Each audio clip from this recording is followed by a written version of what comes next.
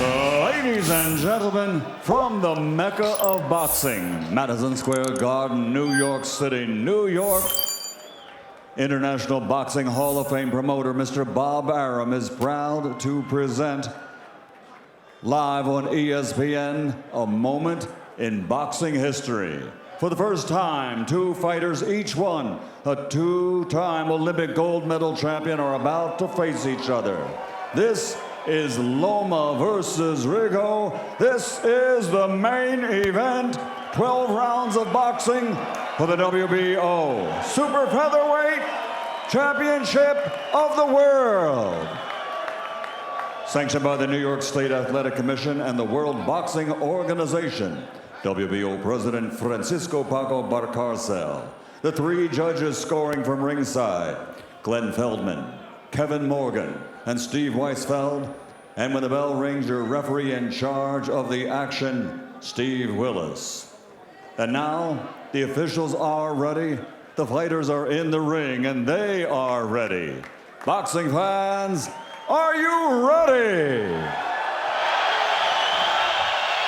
For the thousands in attendance and the millions watching around the world, ladies and gentlemen, let's get ready to rumble!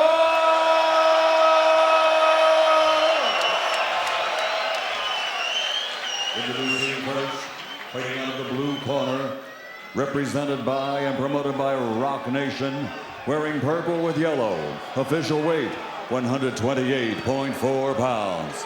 This two-time Olympic gold medal champion now has a perfect professional record. 17 fights, 17 victories, including 11 big wins by knockout.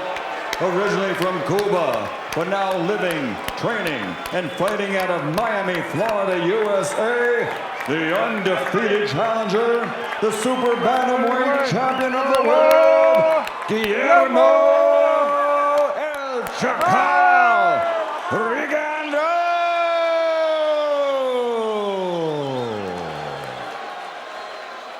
And across the ring, fighting out of the red corner, wearing blue with yellow, officially weighing in at 129 pounds. Also, a two-time Olympic gold medal champion. And his record as a professional, 9 victories, including 7 wins by knockout and only 1 disputed loss. And he has captured 2 world titles. From Akkerman, Ukraine, the former featherweight world champion, the reigning, defending WBO Super Featherweight champion of the world, Tommy Gospodar, Vasiliy High-Tech Lomachenko.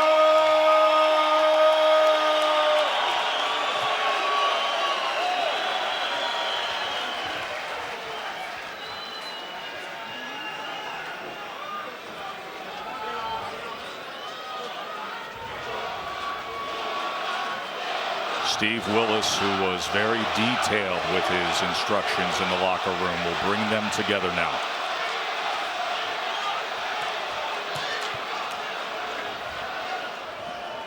Okay, gentlemen, you both received your instructions in the dressing rooms. Obey the commands.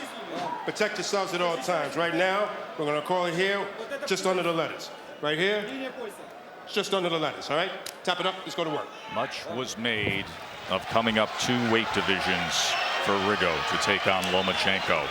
They weighed in again by way of a clause in the contract this morning to make sure there wasn't too much weight gain by Lomachenko.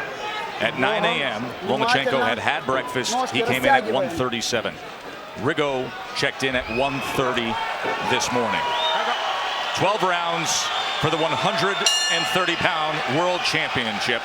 Timothy Bradley, what will you look for early on here? This is going to be a chess match, a high-level chess match. Lomachenko normally starts a little slow. He picks it up midway point. I think in the beginning, I think he's going to be looking at Rigo, trying to check out his plan, see what he's trying to do, what he wants to do, and he'll pick it up midway point.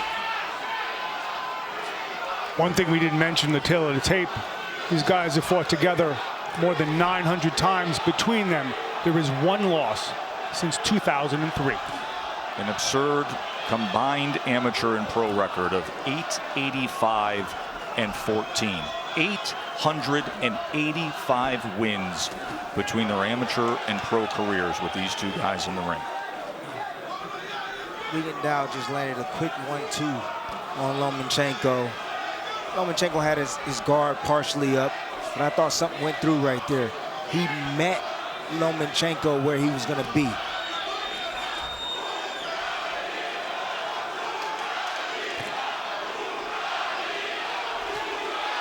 Loma comes with a left hand that Rigo was able to duck away from, and then tried to take the angle and come back with the right hook.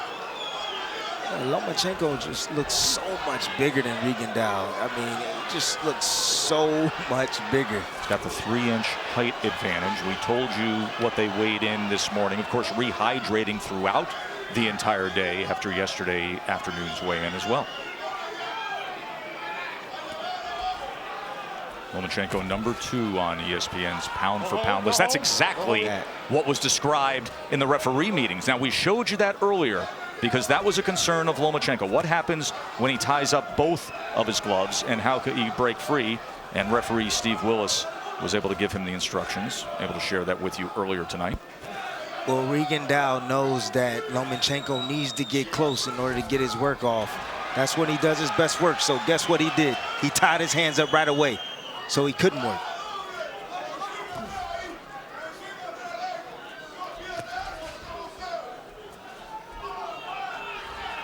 I believe these rounds are going to be really tough to score.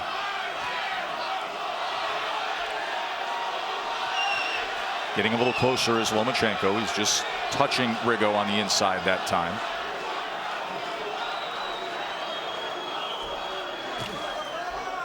See the footwork, doubles up that jab with the right hand. Watch Lomachenko's jab. It is incredibly swift. Coming with a straight left hand down that time was Lomachenko, as Rigo was caught in that defensive posture he's comfortable in. End of round 1 for the title. This is what happened in the locker room pre-fight. The referee instructions. Loma was concerned. And then this, Tim, was what we saw in the first round. Exactly. Like I told you, every time Lomachenko steps in, he likes to work. Rigondeaux didn't allow him to work, but that is exactly what he was complaining about to the referee and showing him that's what and he wanted to figure a way out how he can get his hands released. Lomachenko says he learned all he needed to about professional boxing in his second match against Orlando Salido. Guillermo Rigondeaux might still teach him a thing or two. Right now, Rigondeaux looks sturdy, not fazed by all the movement that Lomachenko's doing. Looks like he's in total control, but that right hook right there looked like it stung Rigondeaux a little bit. You could hear it. Bernardo Osuna was listening in to the corner of Guillermo Rigondeaux. Bernie, what can you tell us? Pedro Diaz, who trained Guillermo Rigondeaux during his amateur career on his way to gold medals, told him, go win points. Very simple, very precise instructions. Now, how does he do it? That's the question. Now, that is the big question, because he has gathered up points throughout his career and then coasted home with that classic Cuban style. Piling up points is an amateur way of thinking, is it not, Tim? I mean, it's about points, of course, but the thing that I just witnessed right now is that, and the ref didn't say anything about it, but he just clinched them again, and he walked them back to the ropes, and the refs didn't have anything to say about it.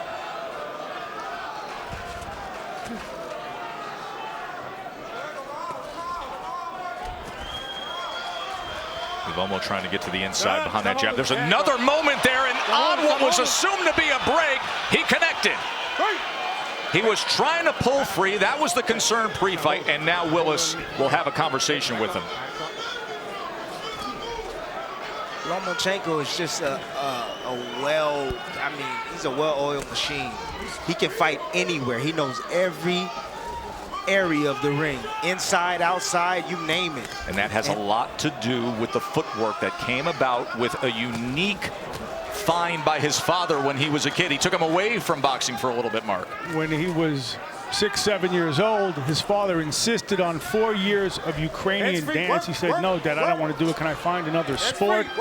He says, you want to be a fighter, you must learn to dance. And what we do see here is, I would say, the best footwork in boxing. So he took traditional Ukrainian dance classes. And Timmy, you love Loma's footwork. Oh, my goodness. Don't be surprised if this fight don't go to distance.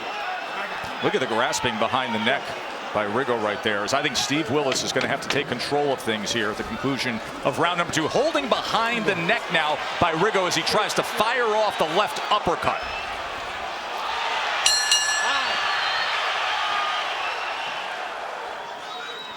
Back here at the theater at Madison Square Garden, the world title fight, and it has really heated up, mostly because of the action we saw in that final minute of round 2, when Lomachenko had that desire to just keep fighting through what he was trying to pull his arms free of a break, and he landed a solid left hand against Rigondeaux. Pace has clearly picked up here.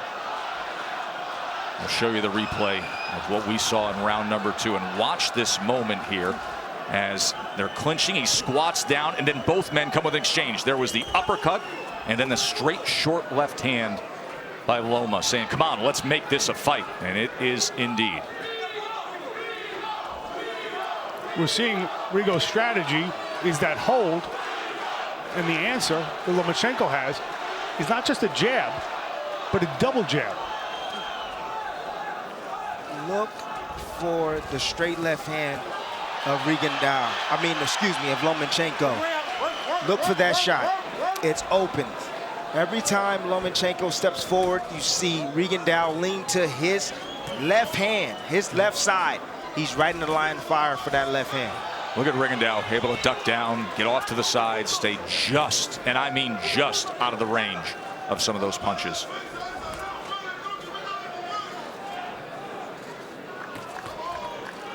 There are moments when you watch Lomo and you see what he's able to do with his hands at short range, and then you think about some of the unusual training that you witnessed, Mark. Stuff with the tennis ball on the end of an elastic string, catching quarters in midair.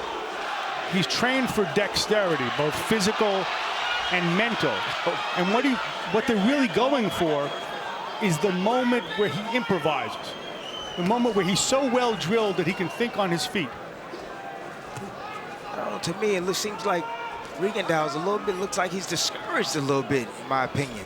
What do you see, Tim? I don't know. His facial expression, the way he's reacting. You know, there's nothing that he can do right now besides hold to keep Lomachenko off of him. Loma was able to land a left hand underneath that right elbow. Left hand to the body moments ago here in round 3. Steve Willis with a quick talk to Rigo. Tripling up, a right uppercut is the champ. He is playing with Rigondeaux right now. When Lomachenko is at his best, he doesn't look like any other fighter. He has what Pacquiao had, what Ali had. Looks like Lomachenko. He's a little bit of the best parts, the most sensational parts, the most entertaining parts of some of the all-time greats. But to your point, we haven't seen it before.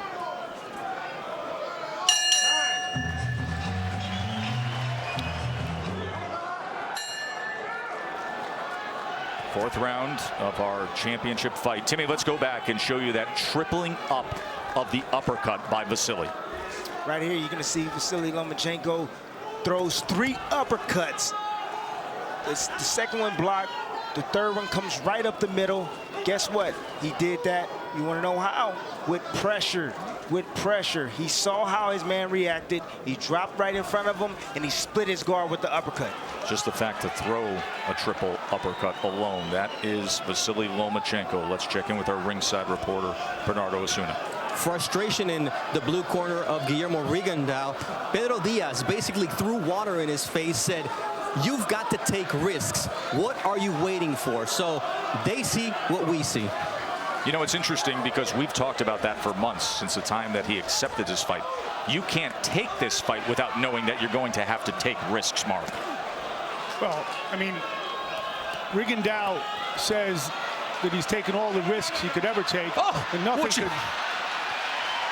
Wow. I mean, it's just a matter of time, guys. He can clown anybody. Sorry to interrupt, but it's Loma. Look at this. This is moments ago. Watch him, get him in a defensive posture, know that he's got him pinned, and say, you know what, I'm just going to turn right around you in the middle of a championship fight. Lomachenko haven't even turned it up yet. Midway point, just watch, just watch. Angles, speed. I've never seen anybody play with Rigondeaux the way he's playing with Rigondeaux. An undefeated world champion, and he's toying with him at moments. Listen to the beat of his punches. It's like music. It's like it's improvisational. It's like jazz. But it's all set up by his feet. Look at his feet. And he is riffing in there. And pushing him back, create a little space. Final minute of round 4, goes back to the uppercut, then switches it up with the left hand as well. Comes to the inside, gets a little work in the kitchen. Rigondeaux landed a nice short uppercut in that exchange. How about the body punch with the right hand? Now to the inside, the uppercut with the left hand as Rigo goes to the belt line. Tim, is this Rigo getting old, or is he just outclassed? I think it's a combination of both. I just think, honestly, I think he's 37, but also at the same time, I believe he is getting outclassed at the very moment. But there's time still left, everybody. That's why I love boxing. You always have a chance. Lomachenko dug to the body again that time, and wrapping up, trying to free his hands again is Lomachenko. It's just a whole lot of clinching. Rigo now inviting him forward, often trying to set traps, but not able to deliver. 17-0 is Guillermo Rigondeaux. But Timmy said, outclassed so far tonight by the champ, Vasiliy Lomachenko. Rigondeaux says he's seen everything. Nothing worse could be done to him that was done in Cuba. I don't think he's seen this before. Never seen anything like Lomachenko before. Lomachenko said he's the Cuban assassin. He's beat about 7 of them in his amateur career, and he's about to be number 8. Lomachenko has been brought up by his dad, Anatoly, to be what he is seeking to be, and that is the perfect fighter, the most skilled fighter to ever live. That is the goal. This is such a unique relationship with Anatoly, Mark. It's usually a failed experiment to create a perfect athlete in anything, much less a sport, is dangerous and treacherous. As this one, the strength and conditioning coach, Cecilia Flores, asked Anatoly, when did you know? Anatoly turned to him and said, before he was conceived. You know, we rave about him, and someone will look at the record and say, yeah, but what about that one loss? Well, folks, when you fight a world champion for a world title in your second pro fight, and you make that transition to the pro ranks, guy comes in overweight, roughs you up, continued low blows. It's a learning lesson. But Mark, when you go back to the past, and this is where Floyd Mayweather did a disservice to the sport for many years, because we started overvaluing the zero in the loss column. But all the greats of past generation had a loss. In fact, they used to say you're not even ready to fight for a world title until you've learned from a loss. Oh, I don't think your career becomes a dramatic proposition until you lose.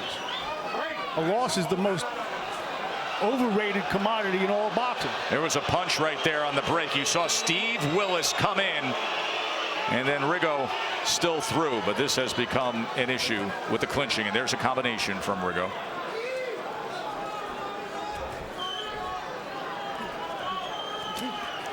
Tried to dig to the body. That was blocked by the elbows of Loma. Bent over time and time again. It's really, I'm going to tell you this, it's really hard hitting a guy that's going down so low like that. It really is. That time he turned to give an angle with the right hand. Well, Lomachenko, there's nothing that he hasn't seen. There's nothing that he can't do in the ring, and he's going to find a way on how to hit this man while he's down like that. What would you be doing, Tim? Well, I would go to the side he leans to. I would throw my right hooks like he's there right there. That's what I would do, and come behind it when he pops up with the straight left hand. You have to remember, this is a guy who has not lost since 2003, and the best he's got is ducking and holding. Mary threw his punch with the most intent that we've seen tonight. Look at Lomo as he's being ridden back in a headlock that time, looking over to the referee.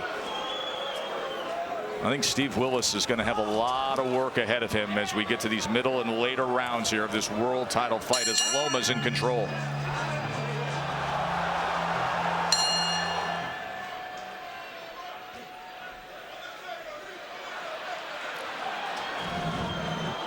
These are two top 10 pound for pound fighters in the world, but right now it seems like there is a big gap between the guy who's number 2 and the guy who's number 7. For a guy who considers himself a gentleman sportsman, Lomachenko, he certainly adapted well to a dirtied up style, wouldn't you say, Tim? That he learned from the Salido fight. You know, that was something that he was missing in his repertoire.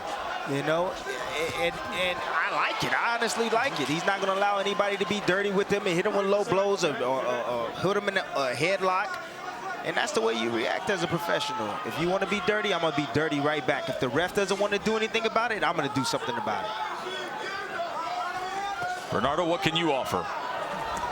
You know, in the corner, it was very interesting because they told him, we want you to spin him, we want you to feint and then throw quick combinations, and reminded him of that Salido fight because that's what changed. And you'll remember what he told us in the fighter meetings. Lomachenko said, I only need to make a mistake once and I learn, and that's what he's proving tonight, much to Tim and Mark's point. Yeah, that Salido fight was the great learning experience. Put a notch in the belt. And now he's dealing with it perfectly here against Rigondeaux. And you can see he's getting a little more used to some of these tactics, especially with Rigondeaux bending down, creating a little bit of space, and then pumping in those right hands. Now turns to the side, takes the angle to the left to try to find something.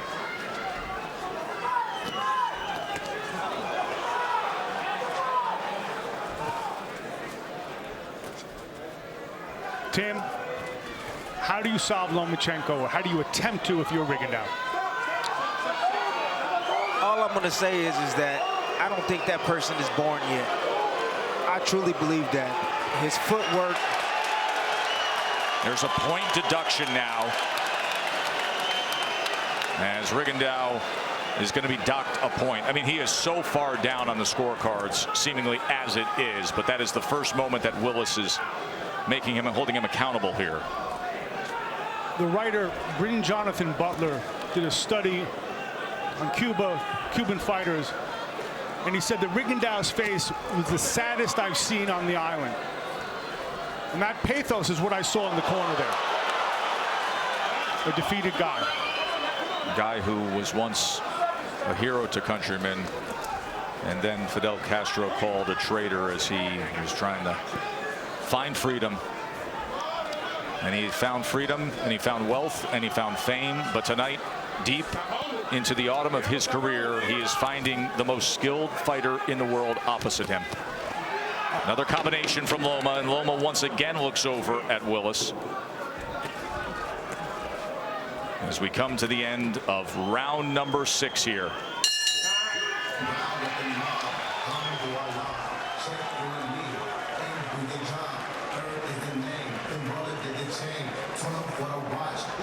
Повнимательный на сгибание. Повнимательный на сгибание. Он согнулся. И паузу.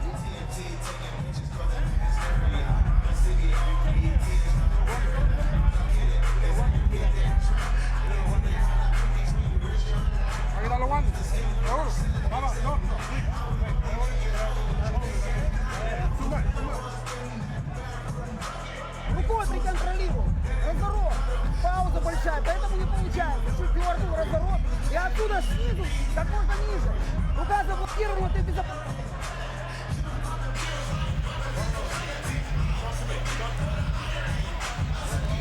There's a discussion going on in the corner of Rigondeaux here in between the 6th and 7th round as they're looking at the tape. That's it. He is saying, I don't want any more. Gosh. Are you kidding me? The undefeated number 7 pound-for-pound fighter is not coming out to continue against Loma. Beaten down, hopeless, without an answer, and Lomachenko has made Rigondeaux quit. Rigondeaux's American dream remains unclaimed. And we have now, at least from my perspective, a new pound-for-pound king, and maybe a new entry in the history of boxing.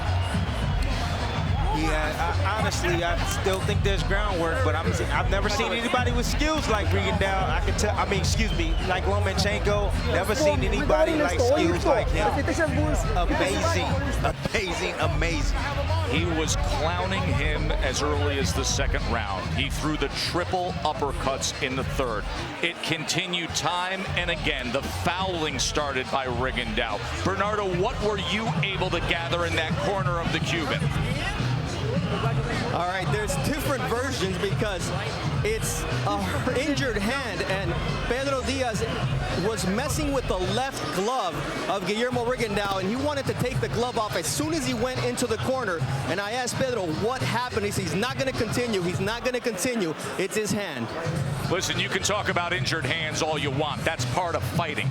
Many championship fighters, many fighters have won championship fights with injured hands. Happens all the time. You got to act like a fighter. You got to continue. Your reaction to hearing that? I don't know about that. I don't know. I think that's just trying to find a way out. Exactly. I don't know about that. I didn't even see him really land a left hand.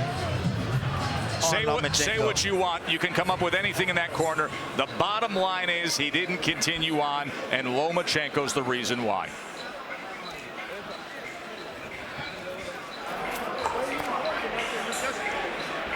As Lomachenko in his promotional camp gathered here, they will look at that hand. Leave it on right now. We'll check it out in the back. So they are looking at that left hand.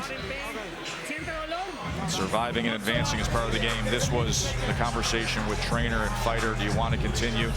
And he said no. You shook the head off, and then he goes to the right hand to start untaping the right glove. And that was the end of it. In a dominating performance by Vasiliy Lomachenko. Rigondeaux came in 17-0.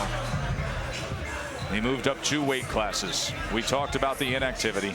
We talked about the concerns of being older. We talked about being the naturally smaller man. He was not the more talented man. In many ways, what I saw tonight was harmony, Lomachenko versus entropy. Rigondeaux trying to muck it up by holding. The first round, by anyone's standard, was very, very close. And what you saw was Lomachenko adapt on the fly. I love what I saw tonight. I did not expect, well, I kind of did from the first round. I expected that, you know, this fight possibly wouldn't go the distance. Granted that the way. Let's check in with Bernardo one more time. Excuse me. No, you're fine. All right, when I was talking to Pedro Diaz in the corner, he said apparently he hurt his hand. And then I looked at Rigo and I said, Rigo, what happened? He pointed to the top of his left knuckle. But it's very suspect because you saw on that image how it was the right glove that they were playing with originally in the corner. So it may be protecting the fighter's reputation. Let's go up to Michael Buffer.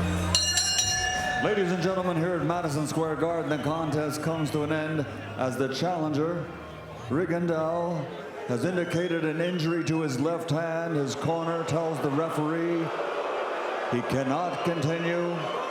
At the end of round 6, the winner by TKO victory, still the WBO super featherweight champion of the world, and the new claimant to pound for pound as the best fighter in the world, Vasiliy Lomachenko. A TKO win for Vasiliy, and we will hear from the champ as well as Guillermo Rigondeaux after this short break and a return to Top Rank Boxing on ESPN.